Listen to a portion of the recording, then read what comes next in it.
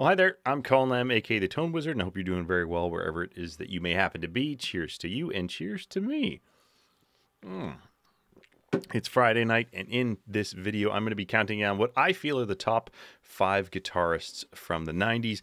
And to be specific, we're talking mostly rock guitarists here, and we're talking about artists who rose to prominence during the 90s and contributed arguably their most significant work during the 90s. So I was born in 84, and this was kind of the music of my childhood and early teens. So I think I know a thing or two. Anyways, I'm going to be doing a follow-up video on this because if you disagree with what I have to say, please let me know down in the comments. And if you agree and have something to add, please let me know. But if you have something constructive to add, please do so down in the comments, and I will put a follow-up video to this one in a couple of weeks if I get some comments and some decent views. Now, I'm going to be kind of listing an artist, and then I'm going to be giving my favorite album, my favorite solo, and my favorite riff from the guitarist. So you can do the same down below if you've got somebody that I don't mention on this list. Now, I will be looking at the comments, and maybe I'll find some new music in there. That's kind of what my channel is all about. I like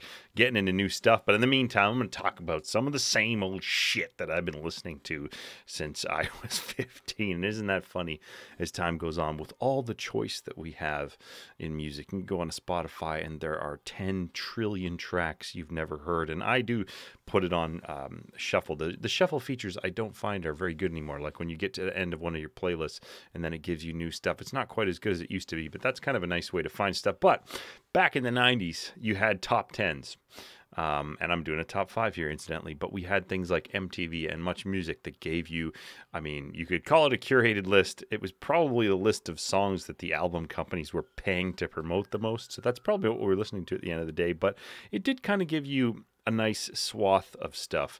And so I always think about that time where I would listen to a top 10 list, and there could be something like Nirvana on there, and then there could be Ace of Base, there could be something like the Crash Test Dummies. You would get a variety, albeit it was coming down the mainstream pipeline. But that was just something I thought of as I was putting together this list. Now let's get right into it. Number 5 on the list, I'm going to be going from 5 to 1. Number 5 on this list is probably somebody who would be upset that if he heard he wasn't on this list, and he'd probably let you know about it, but it's Billy Corgan, of course, of the Smashing Pumpkins. Now, the Smashing Pumpkins were one of my favorite bands growing up, and specifically the Melancholy and the Infinite Sadness record, which we'll get into in a bit here. But Billy, I do know that he is a bit of a divisive character. In the past, he's not always come off very well in the kind of short-form interviews that he used to do, where he'd probably been answering the same questions for years on endless tours, and he's not a guy who seems like he suffers fools gladly. But in recent times, I've been hearing him on some podcasts. He was on the Bill Maher podcast. I think he was on Joe Rogan. And in the context of a long form interview, you get kind of a greater picture of Billy, and I think he comes across quite well. If I'm being perfectly honest, the Bill Maher one is definitely worth checking out because Bill Maher kind of pokes and prods at people, kind of like Howard Stern used to do back in the day. And actually, I think Billy's been on Howard Stern recently, but definitely the Joe Rogan one is a good one because you get him on there for about 2 hours. So check that out. I might put links to those if I can remember. But in defense of Billy's position on this list, I would say that he's got riffs, he's got songs, he's got solos, he's got the albums, and he's got the hits. Back in, I think it was 1996, I think it was, I spent weeks on end in my room just kind of mulling around and listening to Melancholy and the Infinite Sadness. I would have it on as I would play video games. It was a double album. And it was kind of the first like new double album that I ever owned, where you had just a ton of tracks on there.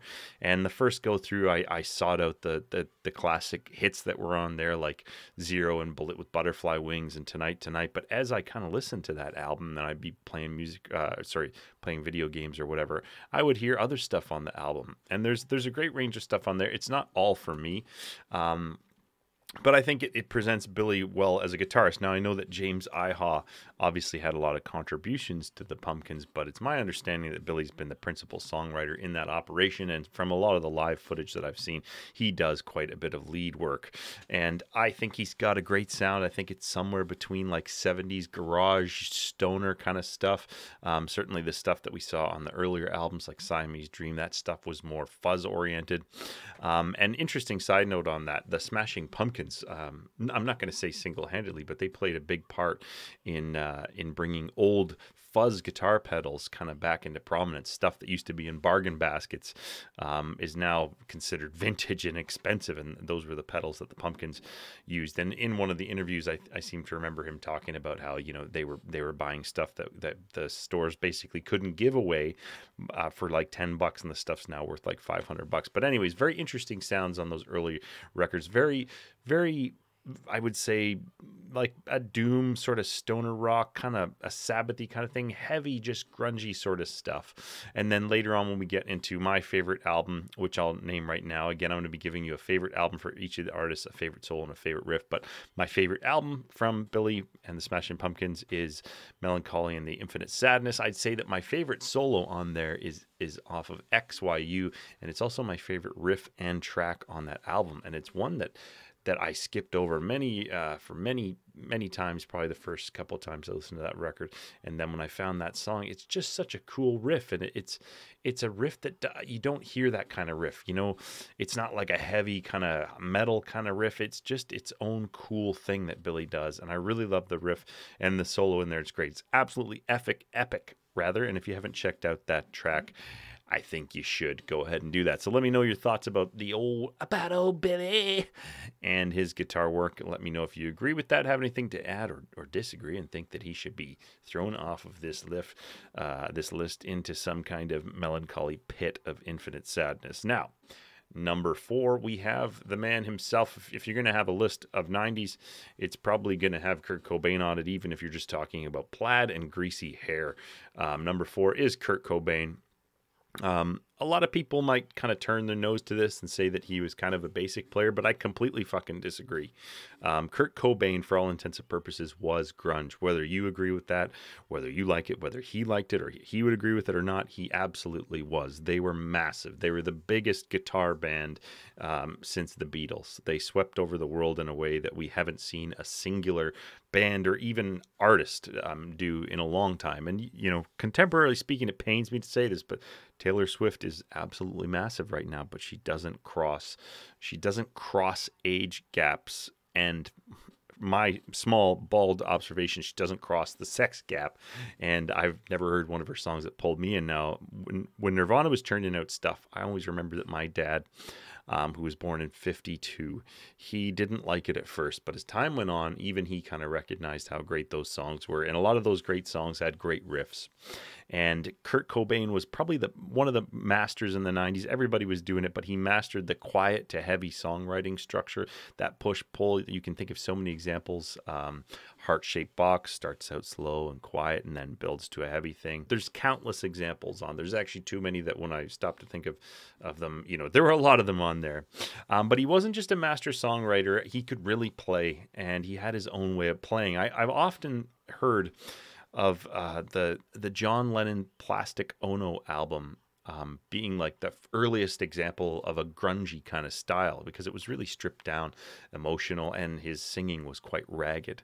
And I think that maybe if John Lennon had gotten hold of a Proco Rat or a Boss DS1, which are kind of early distortion pedals that Nirvana used quite a bit, I think he could have done what Nirvana did in the 70s. Because when I hear a lot of John Lennon's songwriting, the tone, maybe it's something I can't quite express, but I hear a lot of the Beatles in Kurt. And there's a book I read years ago, and it was excerpts from Kurt's journals. It was presented kind of like a scrapbook, where they scanned the scrapbooks and they shared his writings in there. And he mentioned that he wanted to have music that was punky and heavy but had a pop sensibility, and he referenced a band called The Knack. And I do know that he was a big fan of John Lennon. In an interview with Butch Vig, who produced the album Nevermind, there's a famous story that I'm sure most of you have heard, where Kurt didn't want to double track his vocals, but Butch Vig just simply told him that John Lennon did it, and he did it. And that's how you get those huge Kurt vocals. Anyways, this isn't about vocals, this is about guitaring. I'm just going to go ahead and say that the man was a riff machine. There's too many to name.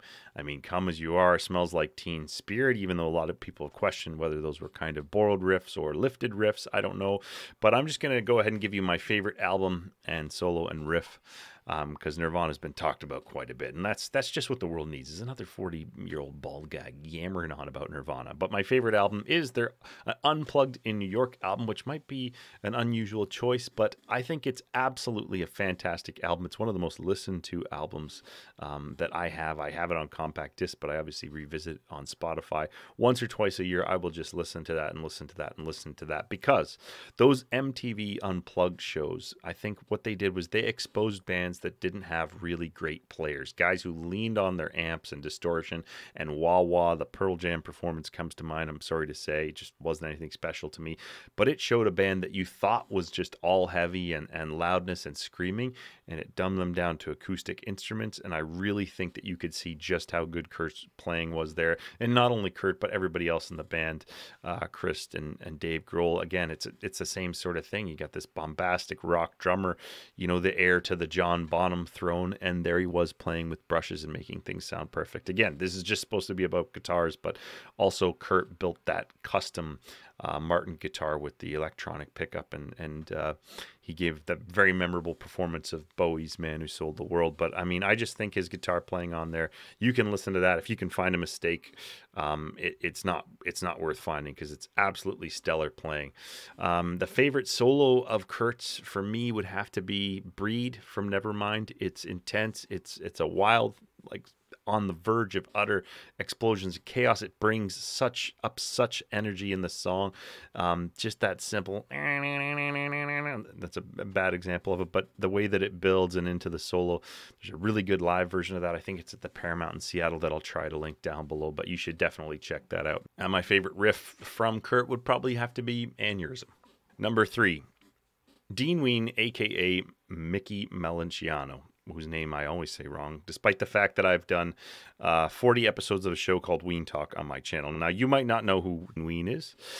They're not an extremely successful band, and certainly not compared to the previous two artists I've mentioned and those guitar players, but they are absolutely fantastic. And he is the lead guitarist and one half of the founding duo of Ween. They're an experimental rock band with a cult following. They have, and like I say, I have a 40+ episode show devoted to them on my channel called Ween Talk, which you can check out. But Dean is probably the best, in my opinion, all-round guitarist on this list, and his catalog with Ween and solo reflects his ability to play any style and play solos better than the artists from any given niche would often play themselves. The man's a phenom. He's a very tasteful player. He's absolutely great live. Ween's catalog is kind of vast, and it's extremely diverse, and the kind of blues subject matter can be a bit of a turnoff to some people. At this point, I just have to level with you. At this point, I'm far too biased and borderline obsessed with that band to give you an unbiased take. But I on my channel, if you go to the Ween Talk playlist, I actually did his 10 best solos. I did a whole episode on that, so you can check those tracks out in your free time if you'd like. My favorite album by Ween is Quebec. Favorite solo is Tried and True, and a special mention riff, I guess you might call it, would be Squelch the Weasel. Those are obscure picks, and again, I mean, I have talked about Ween till I'm blue in the face, so I don't want to spend too much time on Dean Ween, but in my opinion, he's a great, you may not have ever heard of him, but you should check out Ween. And down in the comments, if you're looking for somewhere to go, just let me know, and I'll put links to some of the videos I've done. And number 2, as we approach the summit of the list, number 2 is Dimebag Darrell. Young Dimebag Darrell was a prodigious talent. He was winning guitar playing competitions at a very early age, and was even allegedly banned from competing in them because he was just too damn good.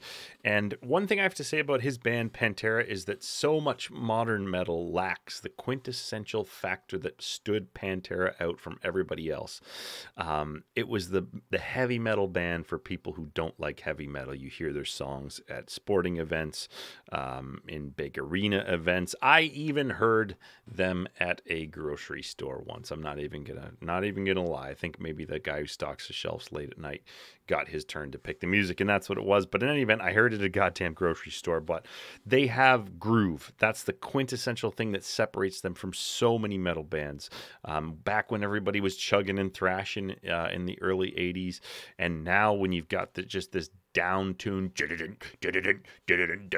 this garbage that sounds like it was literally just programmed in a software. It doesn't have any humanity to it. If you listen to Pantera, it doesn't just make you, puff your chest up and want to punch a guy you've never met before in a mosh pit while half drunk on piss lager.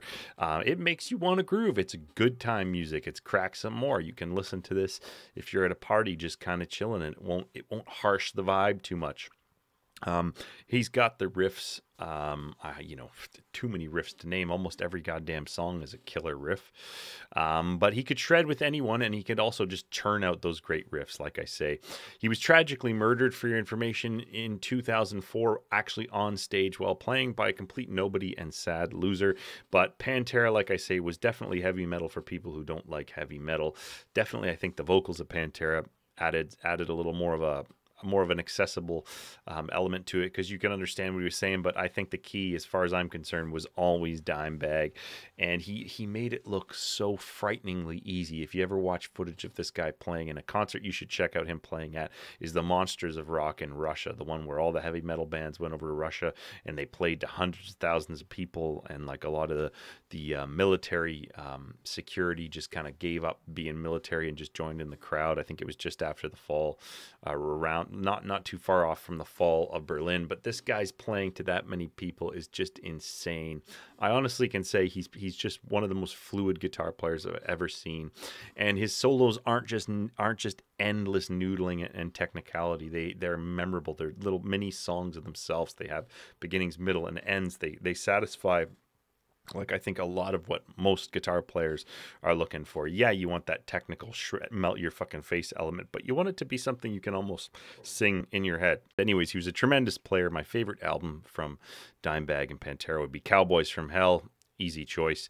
Favorite solo would be from I'm Broken, which is off of a different album. Favorite riff would be Walk. And if you're looking to see some of the more diverse kind of end of Pantera, and kind of like the kind of ballad into metal kind of thing that Metallica used to do, check out Cemetery Gates from them. It's a cool track. Now, number one.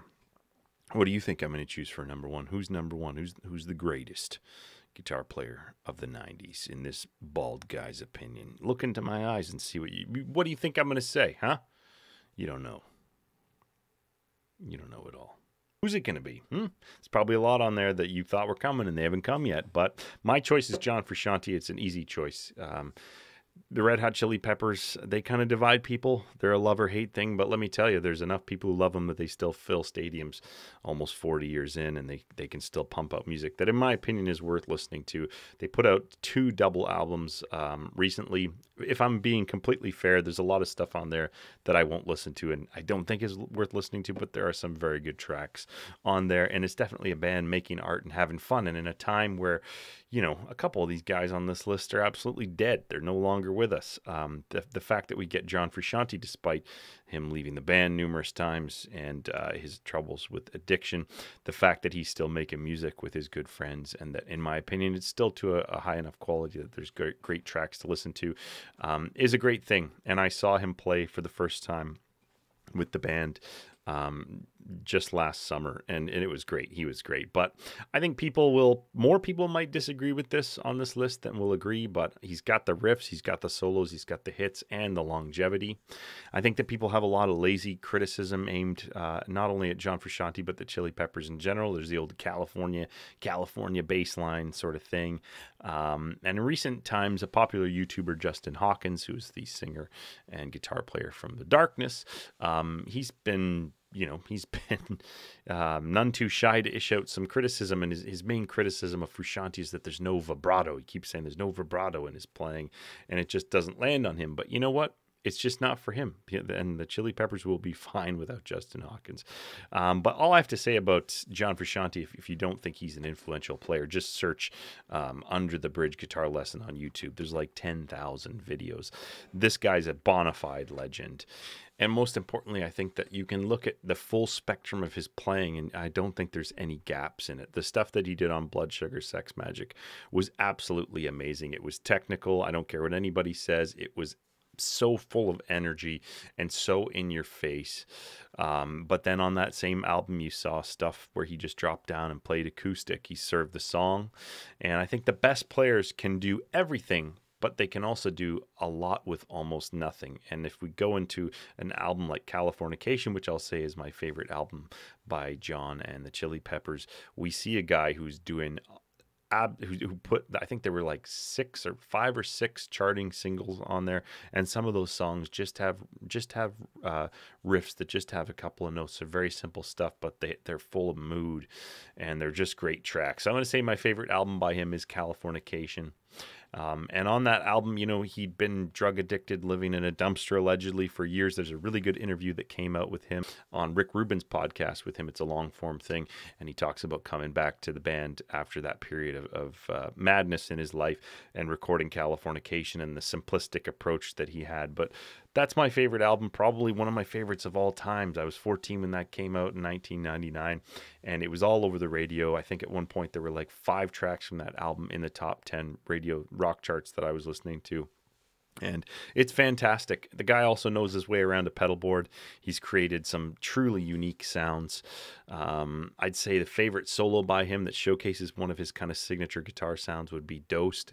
And there's a really great live version of that I'll probably share down in the comments if I can remember to do so. My favorite riff from them would be Purple Stain off of Californication as well. That's a dirty, funky song. And contemporarily speaking, there's the new album that came out, the most recent one, has a track called White Braids and Pillow Chair. That's just a really nice demonstration of the simplicity, the cleanness of John Frusciante's playing. There's many, like I say, there's many better technical players in the world than a lot of the guys on these lists, but all I would have to say is, can they fill a stadium with just 3 to 5 notes like most of the guys on this list can do? Maybe Dimebag did a lot more, but I think even at the core of those ideas, they were technically executed ideas based kind of on simple riffs and melodies. So there it is, my list. Number 1, John Frusciante. Number 2, Dimebag Darrell. Number 3, Dean Ween. Number 4, Kurt Cobain. Number 5, Billy Corgan. Like I say, if you disagree, let me know down in the comments. And if you have anything to add whatsoever, let me know in the comments, and I'll do a follow-up to this video. Take very good care of yourself. Thank you for listening. And if you've enjoyed this video, please subscribe, and I'll see you in the next one.